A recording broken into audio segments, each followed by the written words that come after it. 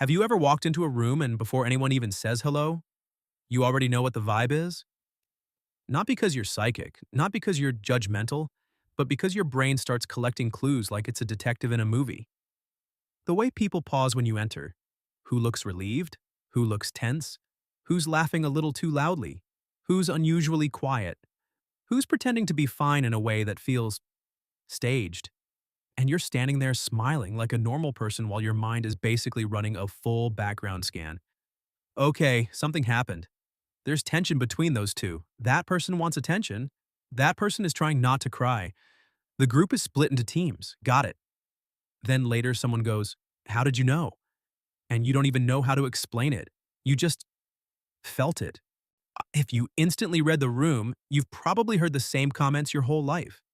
You're so observant. You're so intuitive. You notice everything. Sometimes it's said like a compliment. Sometimes it's said like you're suspiciously intense. Like you're a human lie detector and everyone should be nervous around you, but psychologically, reading the room fast is rarely just a random talent. It's often a strategy. Sometimes it's personality. Sometimes it's sensitivity. Sometimes it's your nervous system doing its job a little too well, and sometimes it's something you learned a long time ago when the room mattered for your safety. So let's walk into what's really going on in your brain when you're the person who can feel a vibe shift before the words even catch up. Because the biggest misunderstanding about reading the room is that it's all intuition, like magic, like you're just blessed with special powers.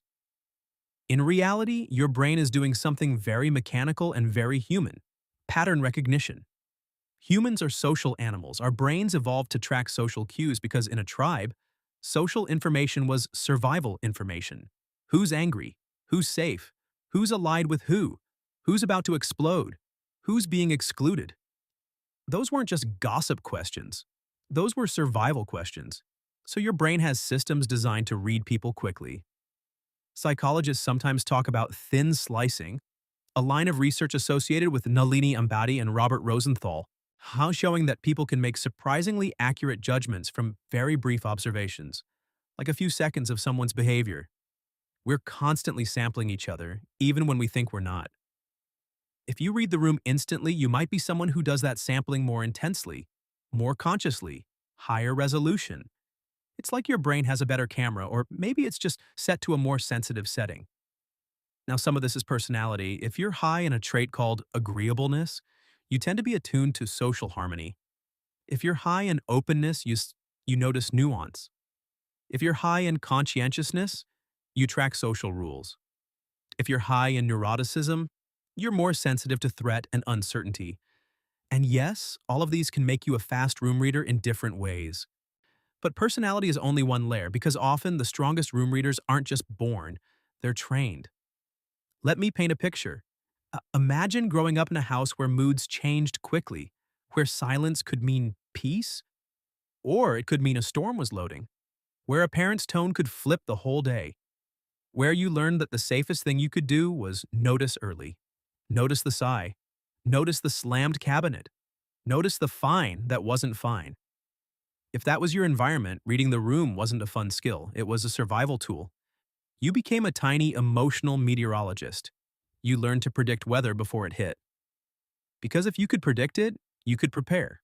You could stay out of the way. You could soften your voice. You could become extra helpful. You could avoid asking for things at the wrong time. And that's where intuition often comes from. Repeated exposure to emotional unpredictability. Your nervous system learns patterns. It learns what comes before conflict. It learns what comes before withdrawal. It learns what comes before someone loses control. So now, as an adult, you walk into a room and your body starts scanning automatically.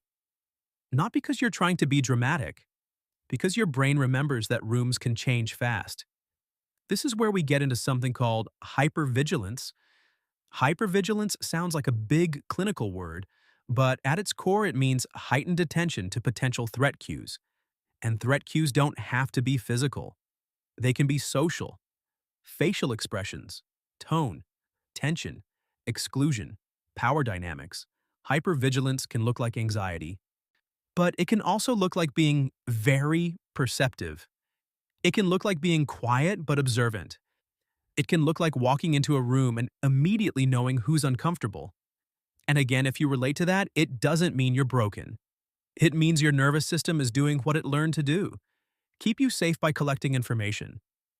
Now, let's talk about the sensory side because not all room reading is trauma based. Some people are just more sensitive to input. Highly sensitive people, for example, tend to process stimuli more deeply. That can include social stimuli. A subtle change in someone's expression feels loud to them. A shift in tone lands like a punch.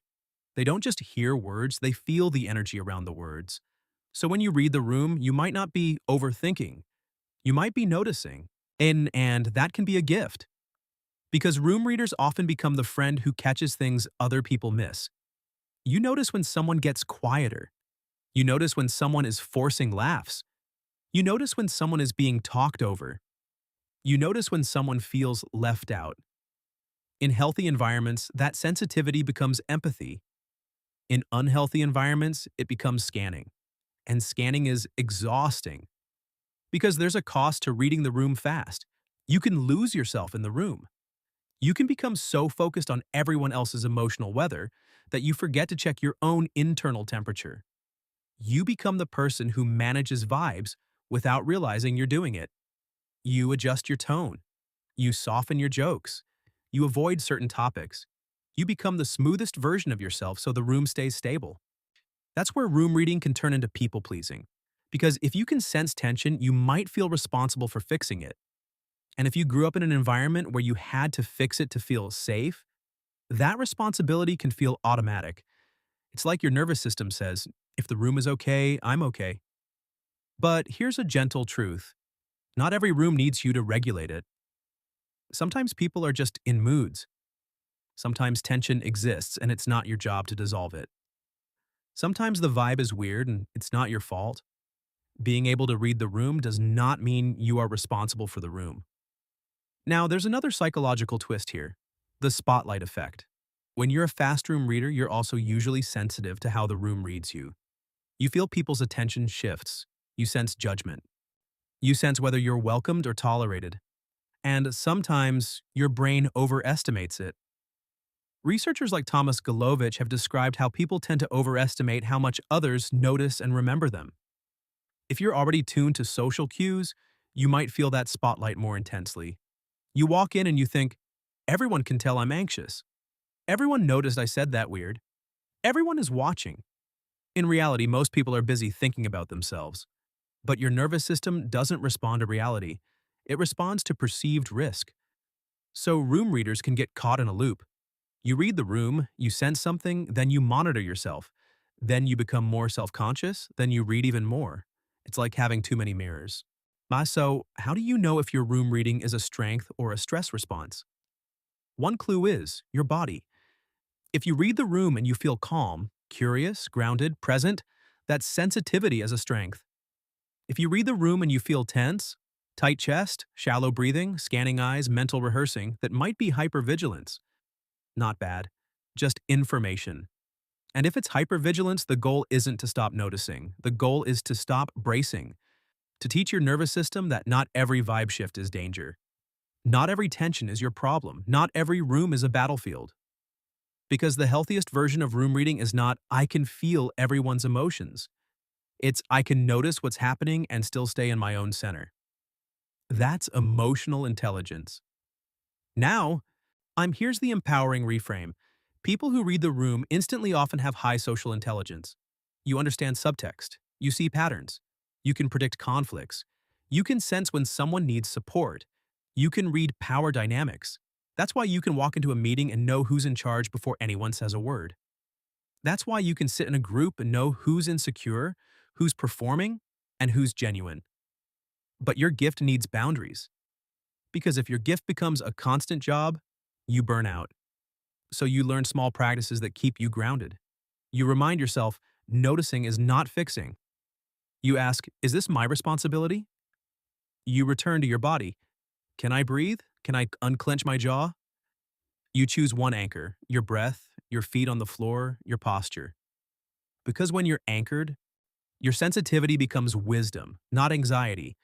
And you also learn to trust that you don't need to read every room perfectly to be safe. You're allowed to enter a room and not immediately decode everyone. You're allowed to be present, not perform surveillance. That might sound small, but for a room reader, that's freedom.